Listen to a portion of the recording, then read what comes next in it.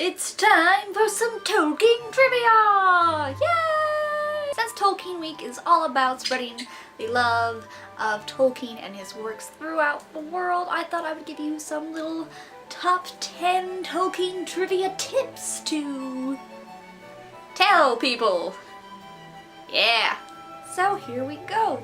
Tolkien never actually wanted The Lord of the Rings to be published in 3 separate volumes. In fact, he wanted it to be published in 1 volume, as he saw it was one full work. However, due to money issues, both then and today, they are still split up into 3 volumes. Alongside with that, Tolkien actually didn't like the intermixing of storylines. In fact, in the books that are even published today, the storylines of both Frodo and Sam, the 3 hunters, Merry and Pippin, were all kept separate in the original volumes, but because of the publishing, they intermixed them. You can see this style of keeping separate storylines most notably in the Silmarillion. A blank sheet of paper actually proved incredibly important to Tolkien.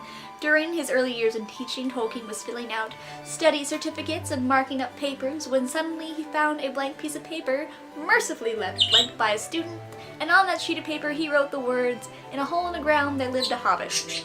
And we all know where it went from there. It took Tolkien 14 years and 1,200 pages, only typing with 2 fingers, to complete the manuscript of The Lord of the Rings. Before this, though, he had been compiling history and handwritten notes for over 2 decades.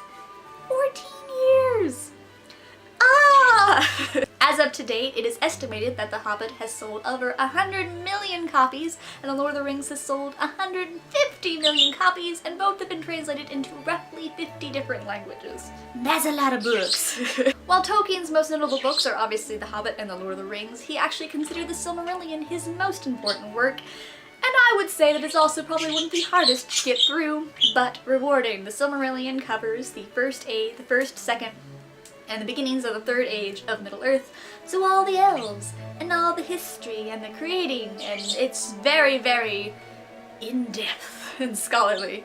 The Lord of the Rings films directed by Peter Jackson are actually not the first adaptation of The Hobbit and The Lord of the Rings to film. In fact, an animation company known as Rankin & Bass has released The Hobbit in 1977, and then later released The Lord of the Rings, and finally The Return of the King. Unlike Peter Jackson's trilogies, while this does cover the full novel of The Hobbit, these 2 actually do not cover the full extent of The Lord of the Rings. In fact, this one was left unfinished, and this one tried to tie up the loose ends in the end. When asked about what Tolkien thought about having his books dramatized, both in plays and films, Tolkien was quoted as saying that it would be easier to film The Odyssey, which I don't think anyone's done yet. Work on that.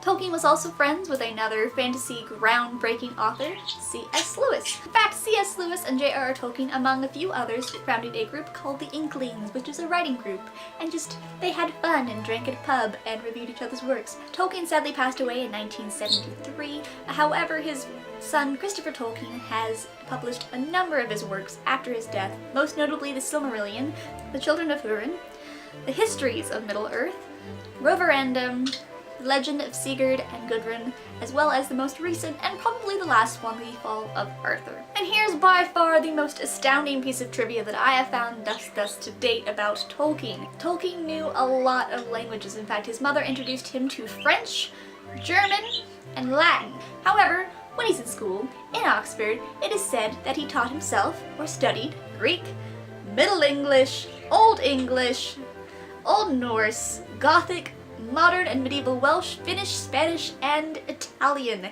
He also had working knowledge of Serbian, Russian, Swedish, Danish, Norwegian, Dutch, and Lombardic. Did I also mention that he wrote and compiled alphabets for 14 different languages in his own novels? What? So as you can see, there's lots to learn about Tolkien. He's a very interesting historical character as well as a fascinating author. His works are basically groundbreaking for fantasy, and he's just a really interesting guy. Happy Tolkien Week, and I'll see you guys next time. Bye!